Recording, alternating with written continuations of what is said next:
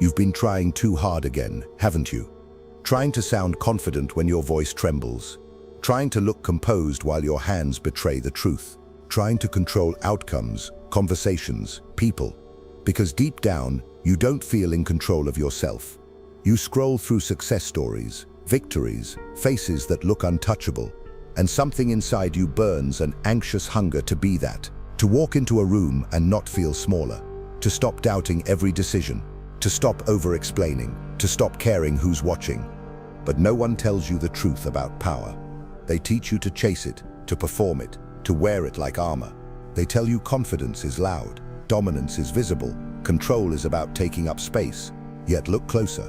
The ones who seem the strongest are often the most desperate to prove it. They speak first. They explain too much. They burn energy trying to convince the world that they matter. But the real ones, the men who bend situations with a glance, don't try at all. Their presence does the talking. That's what's been missing in you. Not strength, not intelligence, not drive. It's silence. The kind that doesn't mean fear but certainty. The kind that comes when you no longer chase validation because you are validation. When your calm unnerves the loud. When your stillness bends the air. When you stop trying to look powerful and begin to be inevitable. What you're about to hear is not motivation. It's a dismantling. A quiet demolition of everything weak that was built on noise, pride, and desperation. You're going to learn why power doesn't rise from effort. It rises from precision, perception, and discipline, hidden so deep that it no longer needs to prove itself.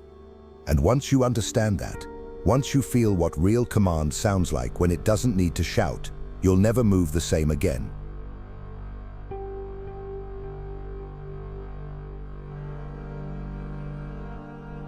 The weakest men in history shouted the loudest. They forced attention with volume, spectacle, and threat, as if noise could harden a hollow core. They draped themselves in symbols of menace, paraded trophies, demanded to be feared, and mistook the crowd's flinch for command. But when pressure arrived, the kind that squeezes the air from a room and asks for substance, the performance trembled, eyes darted, logic unraveled, the scowl needed witnesses to survive. False power is theater, stitched from insecurity and propped up by applause. It can mesmerize the untrained, but it never bends reality. Real mastery does not announce itself. It moves with calm inevitability, and without a word, the room conforms. You know the ritual of pretending, the rehearsed stare in the mirror, the timed laugh, the practiced posture that tries to look unbothered. You push your voice a notch too high, argue a point a beat too long, flash evidence of status to plug the leak in your confidence. The performance feels clever until you sense what others already register: effort. They smell the strain on you the way wolves scent blood beneath snow. Every attempt to project strength betrays exactly what it seeks to hide. The more you try to appear powerful, the more visible your need becomes. A presence that is truly sovereign does not bargain for belief. It does not plead to be recognized. It stands as if recognition is irrelevant. Look at the executive who barks through a meeting, measuring his influence by interruption. For a moment, the table is quiet, not with respect, but with fatigue. The instant he faces a question he cannot dominate, his mask splits. Watch the athlete who celebrates before the game, arms wide to harvest attention. When the whistle blows, he is strangled by the silence of the scoreboard. See the lover who rattles cage bars with suspicion and demands, mistaking control for security. The more he insists, the faster devotion drains from the room. The pattern is consistent. When force is a costume, any honest moment tears it. Noise buys a window of deference. Substance buys obedience without transaction. People read you sooner than you speak. They watch what you do with stillness. They notice whether your first instinct is to fill the air or measure it. They grade your eyes, the economy of your gestures, the patience in your listening. An over-eager tone tells them you are negotiating with yourself. Over-explaining tells them you don't believe your position.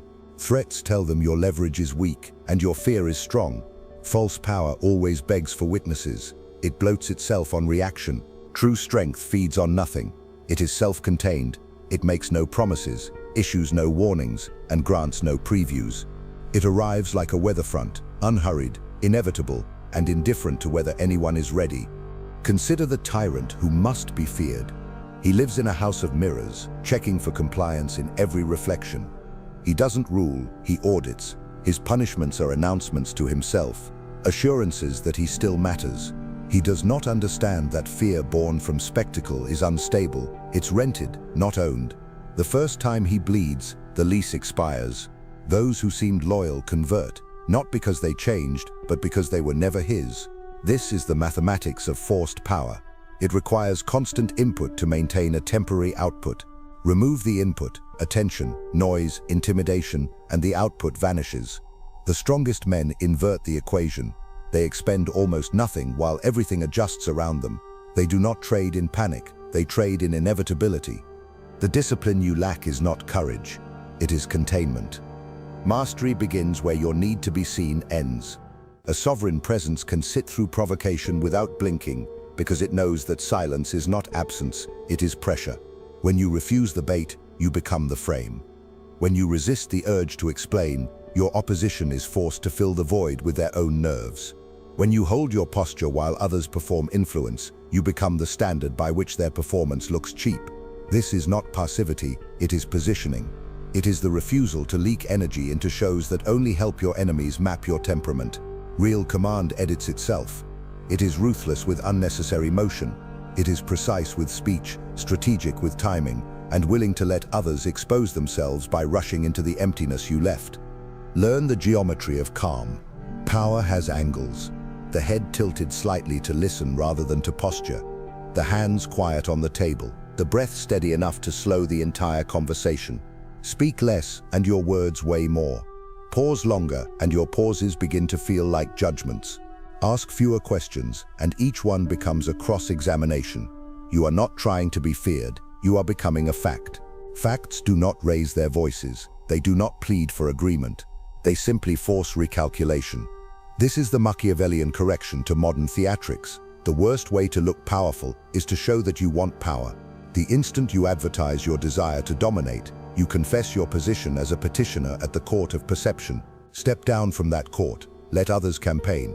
You are not running for approval, you are writing the rules of gravity.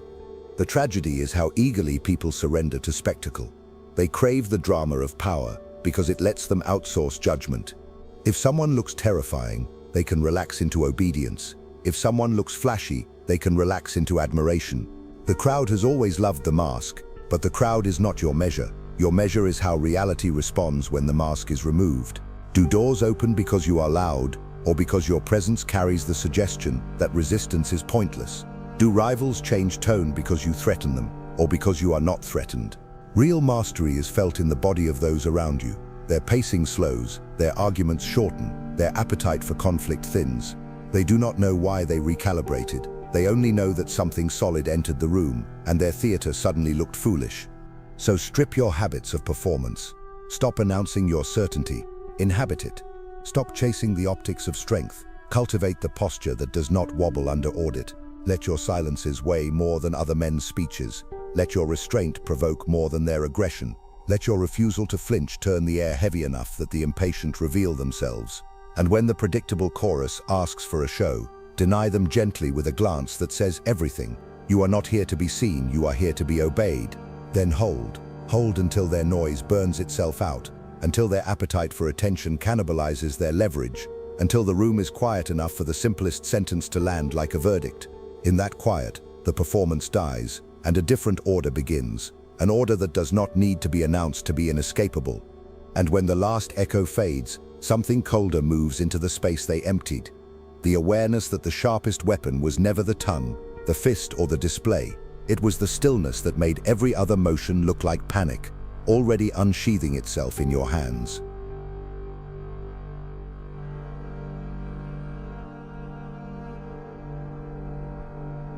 Power rarely arrives with sound. It does not stomp into the room, nor demand an audience. It enters like a chill in the air, imperceptible at first, then undeniable. It is not the strike that terrifies people, it is the stillness before it. That is the domain of true control, the quiet space between stimulus and response, where most men betray themselves. They can't bear it. The silence exposes them. Their mind rushes to fill it with justification, laughter, noise, anything to escape the weight of their own unease. But the man who can sit inside that silence unmoved commands it. He weaponizes the discomfort others fear. Stillness is not absence of motion, it is the presence of command so complete that movement becomes unnecessary. You've felt this before. You've entered a room and sensed a presence that made words feel small. You looked at someone who did not need to explain themselves, and for a moment you questioned your own footing. That sensation wasn't mystical, it was hierarchy forming in real time. In every encounter, power rearranges itself around those who appear least dependent on reaction. The one who waits, listens, observes, the one who speaks second or not at all controls the rhythm. The impatient expose their hunger, the reactive reveal their tells. The loudest man always gives himself away first because silence forces him to face a truth he cannot perform. He does not believe he's enough without noise. Most people confuse silence with weakness because they equate activity with progress. They are terrified of what happens when their performance pauses. Without the crutch of motion, they must confront the emptiness that drives them. So they speak to fill time, explain to secure approval, joke to diffuse tension. They bleed energy to maintain comfort, and in that leak, they lose control. You must understand this paradox. In the social arena, whoever needs less, leads more. The one who can sit with the awkward pause owns it. Stillness is leverage. It makes others project onto you the power they wish to interpret. You become whatever they fear or admire most, while you remain untouched, unreadable, inevitable. The man who has mastered stillness understands timing. He knows when not to move, not to answer, not to explain. He turns waiting into dominance. While others panic to fill the gap, he lets the gap grow teeth. He knows that a silence held long enough becomes pressure, and pressure always reveals character. In negotiation, it forces concessions. In conflict, it exposes instability. In conversation, it bends tone. The wise strategist never interrupts this process. He lets others drown in their need to control perception. He knows that words dilute presence, and movement can betray intent. The longer he remains still, the more the world starts rearranging itself around him. It is not intimidation, it is gravitational authority. There is a story of a general who sat motionless before a battle. His men whispered that he had lost his nerve. The enemy assumed he was planning something catastrophic. Both were right, in a sense. He was planning, but not strategy, psychology. He understood that uncertainty is a weapon sharper than any sword. When you refuse to show emotion, others imagine a dozen plans unfolding in your silence. Fear multiplies in the absence of information. Doubt expands in stillness. The truly powerful never rush to correct it. They let others overthink, overreact, overcommit. The less you reveal, the more control you hold. The more you rush to clarify, the smaller you become. Most will never learn this. They equate charisma with chatter, presence with posture, respect with reaction. They believe they can talk their way into influence, not realizing that every unnecessary word lowers their price. They give away the one currency that can't be recovered, mystery. You, however, must reverse this conditioning. In moments of tension, breathe slower, not faster. When attacked, answer later, not sooner. When cornered, expand your silence until it suffocates their aggression. Every second you refuse to react weakens their sense of control. You are not being passive, you are tightening the noose they built for themselves. Stillness is not retreat, it is containment. It is the art of letting others destroy their own rhythm while you stand outside the tempo, untouchable. Stillness reshapes perception. The world is trained to mistake movement for mastery, but true mastery is invisible until it's undeniable. It's the artist who doesn't explain his work, the leader who doesn't justify decisions, the competitor who doesn't flinch when underestimated. In a society addicted to noise, calm becomes rebellion. You become a mirror that reflects people's inner chaos. They will either collapse under it or reveal themselves entirely. Either way, you win. The man who can remain still in storms becomes the storm's architect. He decides when to move, and when he moves, it's no longer action, it's decree. And in that moment, when everyone else scrambles to reclaim control, you'll see what the loud never understand. The battlefield belongs not to the one who shouts, but to the one who watches in silence, already 5 moves ahead, letting noise dig its own grave.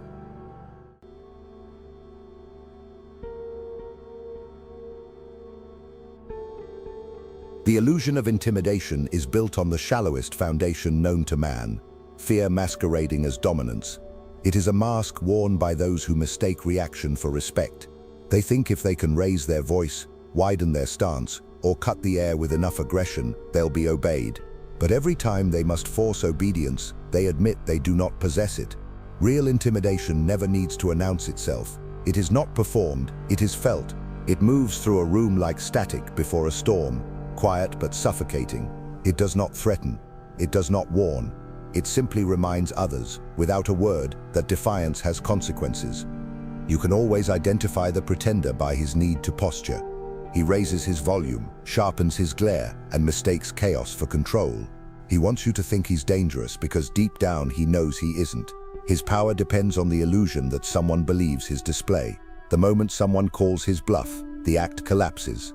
Watch how quickly his face shifts from fury to fear when confronted by true stillness.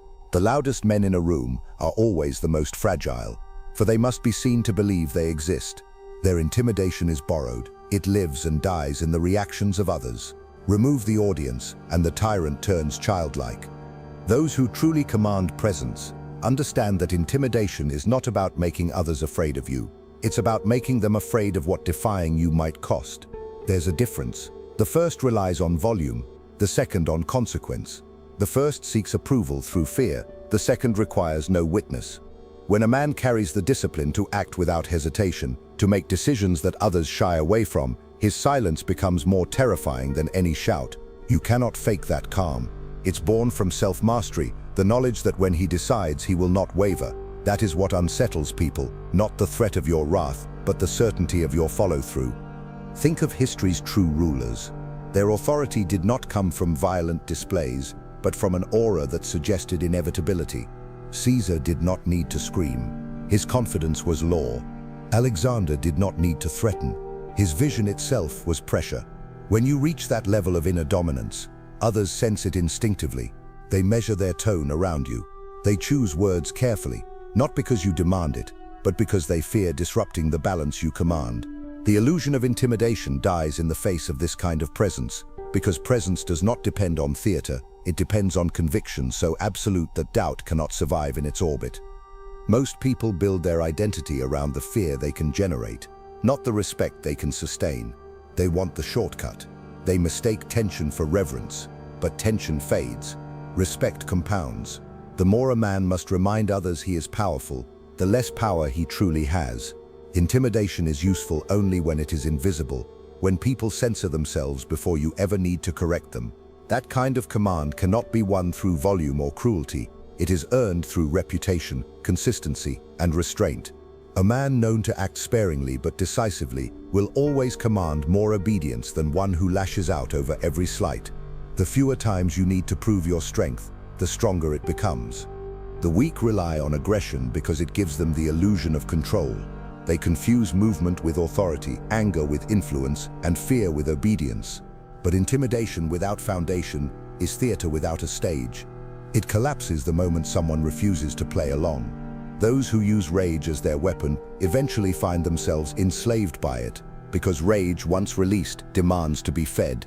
It burns discipline, consumes credibility, and leaves you exposed. The stronger you appear in anger, the weaker you truly are in silence. The world reads that imbalance instantly. It knows the man who blusters must be hiding the cracks he cannot face. To truly master intimidation, you must abandon it. You must strip away every performance that signals effort and return to precision. Your calm must be so absolute that it unsettles the unprepared. Your detachment must be so clean that it creates questions no one dares to ask. You never chase fear, you let the mind of your opponent do the work for you. The human imagination will always be more ruthless than anything you could display. Let it run wild in your silence. When they begin to wonder what you might do, you've already won. When they stop asking if you can and start praying you won't, your work is complete. Never threaten, never announce, never warn. A strike loses its meaning when it's advertised. Power is most terrifying when it operates like fate, unexpected, irreversible, and void of emotion. If you must correct, do it once and cleanly. If you must respond, do it without pleasure. Never let your authority look personal. The moment emotion enters, your control exits. Let others swing in noise. You move only when the decision is already made. Let them think your silence means mercy. Then let time teach them it meant finality. Because true intimidation doesn't roar, it whispers, and the world still trembles.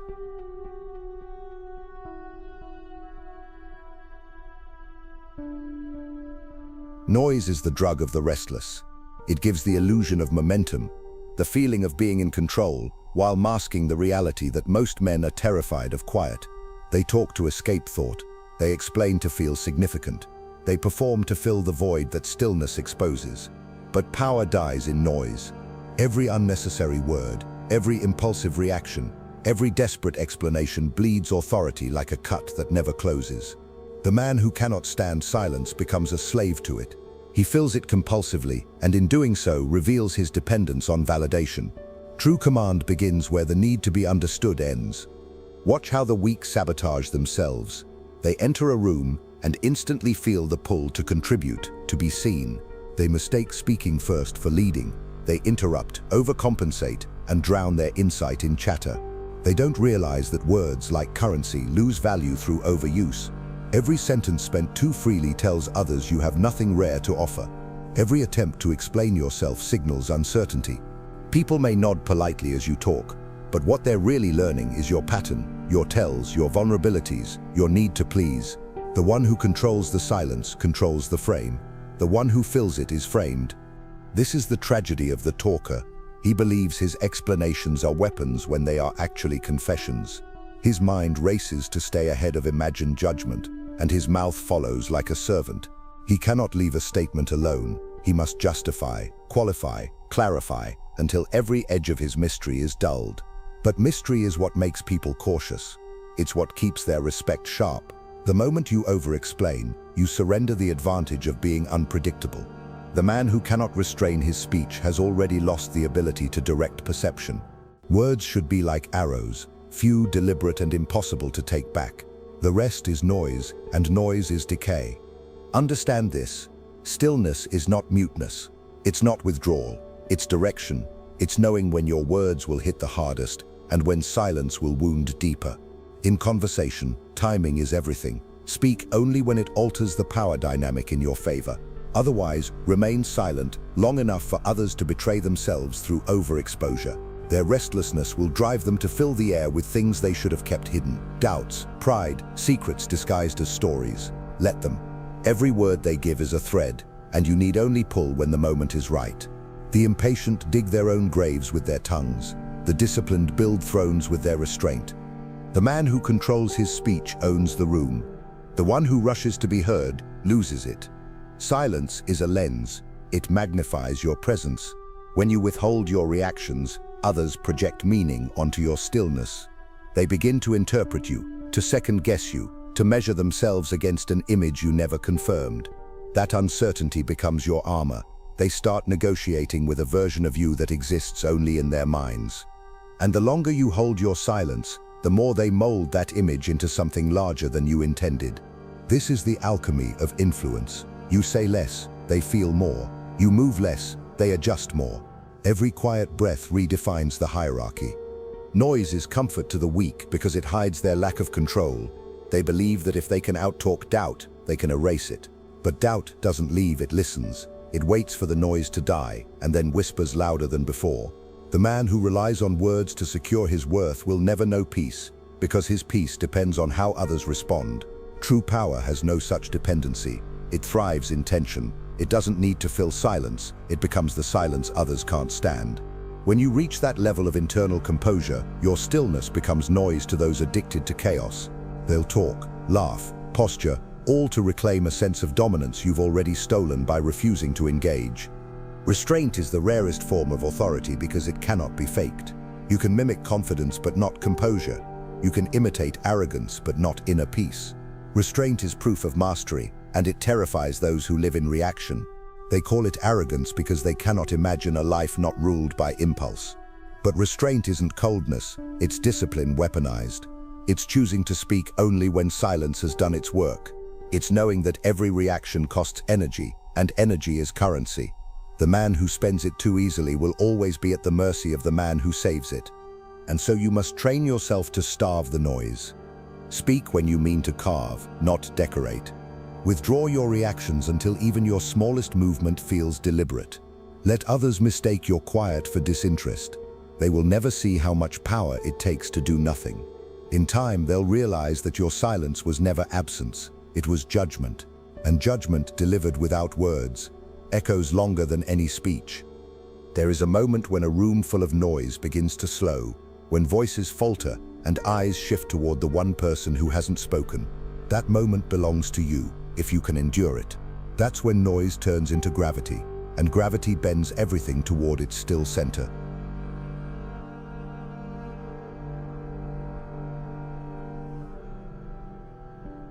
Dependency is the softest poison. It doesn't kill at once. It corrodes authority molecule by molecule until nothing remains but the memory of control. Most men never notice it happening. They build their identity on something outside themselves, mistaking the borrowed for the owned. They lean on titles, money, approval, networks, even love, believing these props make them formidable. But dependence in any form is the quiet confession that your power is conditional. Strip away the prop, and the man collapses with it. The one who cannot exist without external affirmation is not a leader. He is a hostage disguised as a king. You've seen them. The man whose voice only carries weight inside an office, but fades to dust outside it. The influencer whose confidence evaporates the moment the applause stops. The lover who builds identity around being needed, not respected. The businessman who buys what he cannot become. They orbit borrowed suns, mistaking reflection for radiance. But imitation is not illumination. When you depend on something to feel powerful, that thing owns you. And the cruel truth is this: everything external can be taken. Wealth changes hands, status expires, crowds turn, lovers leave. The man who tied his worth to them dies each time they do. Dependency breeds desperation, and desperation bleeds through every gesture. You can hear it in the voice that overpromises, see it in the smile that strains too hard to be liked, feel it in the handshake that lingers a second too long. It's the scent of someone afraid to stand alone. The world senses this weakness instantly. People respect self-sufficiency, not because they admire isolation, but because they instinctively distrust need. Need distorts truth. It makes you pliable, predictable, manipulable. You will lie, flatter, compromise, all to preserve your source of validation. And in doing so, you teach others the one lesson no powerful man should ever give: you can be moved. The disciplined man learns early to strip away dependencies one by one. He stops using status as scaffolding for his ego. He stops chasing wealth as proof of worth. He stops worshipping reputation as identity. He understands that power drawn from external things is a loan, not an asset. The goal is not detachment from the world, it is ownership within it. To hold wealth without being ruled by it. To command attention without needing it. To be loved without being defined by love. When you reach that balance, you become something the dependent can never comprehend. Unpredictable.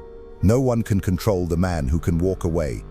Machiavelli understood this truth centuries ago. A ruler who relies on the loyalty of others is already dethroned in spirit. The wise prince creates alliances, but never addictions. He uses dependence as a weapon, not a weakness. He makes others need him more than he needs them. That is the architecture of dominance. To reverse the direction of dependence. To make yourself the source, not the seeker. If others cannot function without your presence, your silence becomes command. But if you cannot function without theirs, your presence becomes performance. Authority begins with withdrawal, the quiet cutting of invisible strings.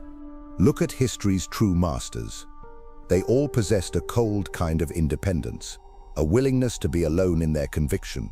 They stood unmoved by praise or condemnation because they had already burned their need for approval. It wasn't arrogance, it was sovereignty. The moment you no longer crave validation, you move through life like a shadow in daylight, seen but untouchable. Your choices are cleaner, your timing is sharper, your energy no longer leaks into appeasement. You stop reacting to who notices and start deciding who's worth noticing. The world, sensing that detachment, bends toward you because it knows it cannot bribe you with its noise. Dependency also wears subtler masks. It's the need to be right in every argument, to be admired in every crowd, to win in every exchange. It feels like confidence, but it's addiction. You seek the high of superiority, the rush of victory, the safety of praise. And yet, every high demands a crash. Every time you need to prove something, you reinforce the belief that you lack it. The disciplined man breaks this loop by choosing to feel complete before he's recognized. He no longer seeks mirrors to confirm his reflection. He carries his reflection inside him, and the world merely adjusts its lighting to accommodate. To master detachment is not to renounce power, but to anchor it. You do not reject wealth, success, or recognition. You remove their authority over your self-worth. You become the source from which these things flow, not the cup that begs to be filled. Your calm becomes the proof of possession. When you can walk into a room with nothing and still feel like everything bends toward your will, you have arrived at true freedom. Dependency dies, and what remains is essence, command without condition. And when others look at you wondering how you move without needing, how you command without demanding, they'll sense a truth that terrifies them. Power that cannot be taken must come from somewhere they can't touch.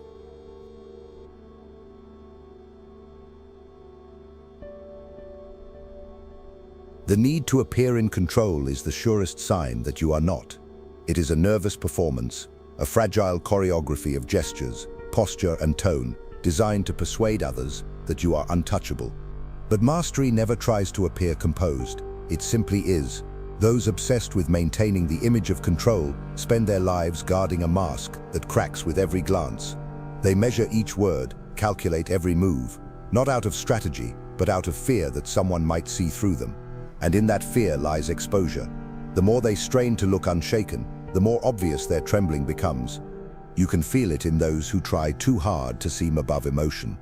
The forced calm, the practiced smirk, the overly steady voice, all rehearsed, all hollow. Their control is not discipline, it is suppression. They have confused composure with numbness. But numbness is brittle, it fractures under real pressure. The moment they face unpredictability, the insult they didn't expect, the betrayal they didn't plan for, the chaos they can't choreograph, their composure shatters, revealing the truth beneath: fear, insecurity, dependency. They were never calm, they were only performing calm. The charade of control is a prison made of mirrors. Everything reflects back the very fragility they are desperate to hide. Control, in its purest form, is paradoxical. It thrives not in rigidity, but in adaptability.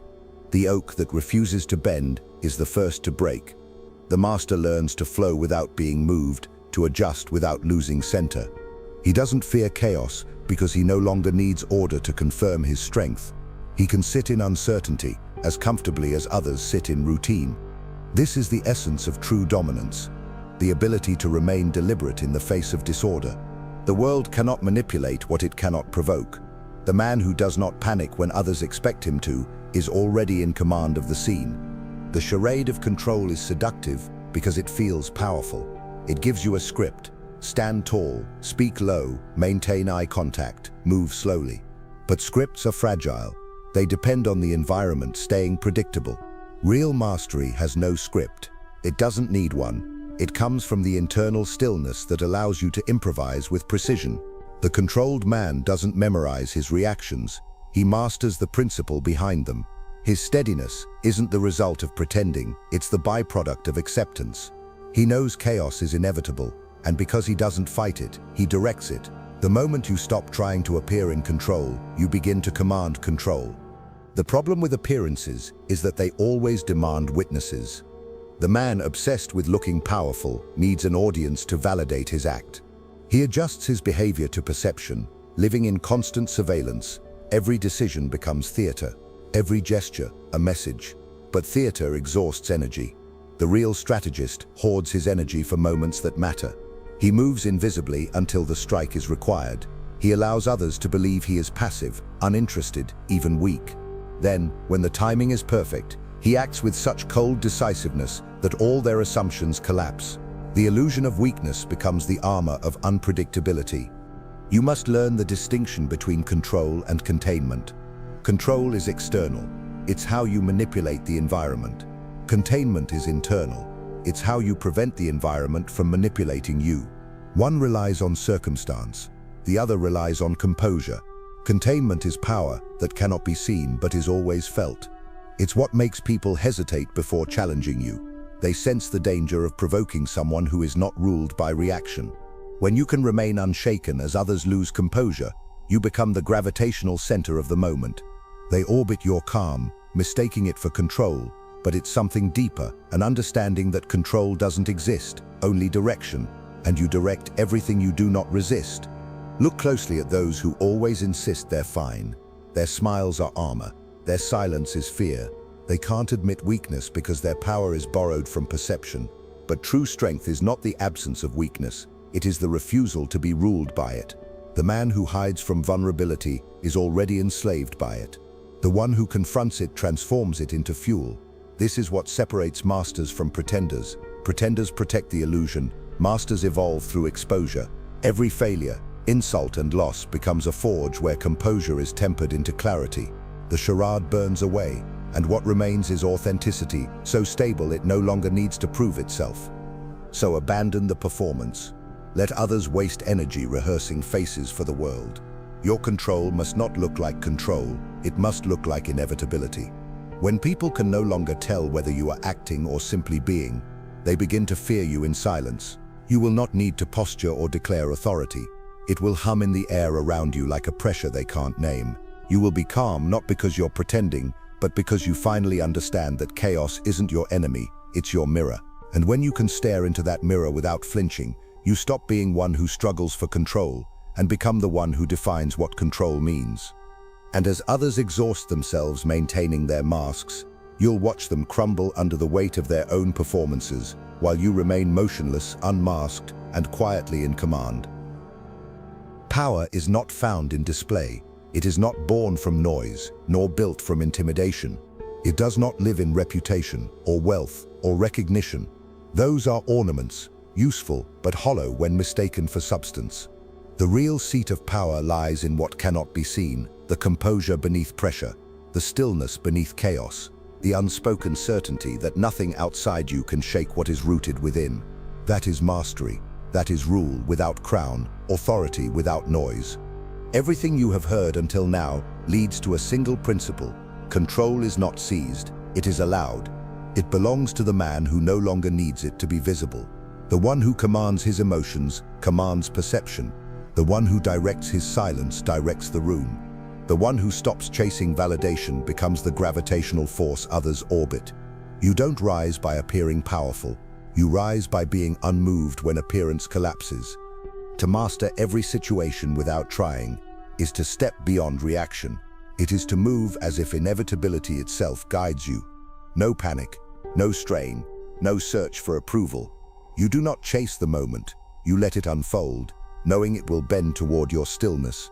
Power does not rush, it waits, and in waiting, it makes others reveal themselves.